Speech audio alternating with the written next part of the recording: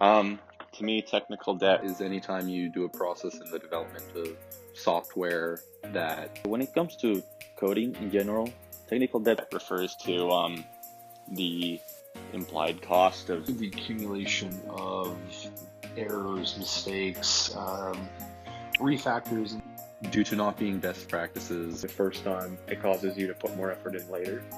We end up that we have a system that we can't easily add new functionality or new business opportunities without rebuilding all the system completely.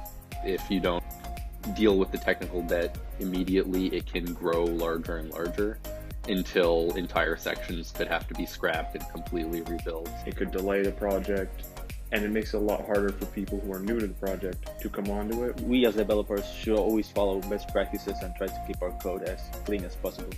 Examples of technical debt?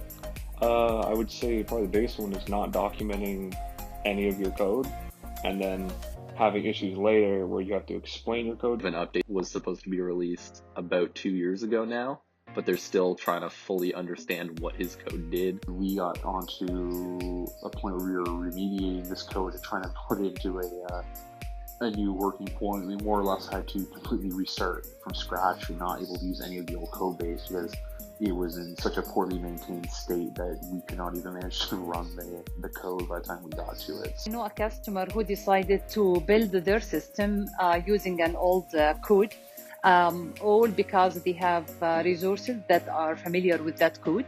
And then they end up with losing their resources because they left the organization and the system is unupgradable completely. And so they decided to rebuild the system. Maybe it's best to do something that may take a little more time or a little more research, but doing something that in the long run will be more beneficial to the development of this project. From the business perspective, though, You can tell it's time to address technical debt when you start working on a new application or a new project.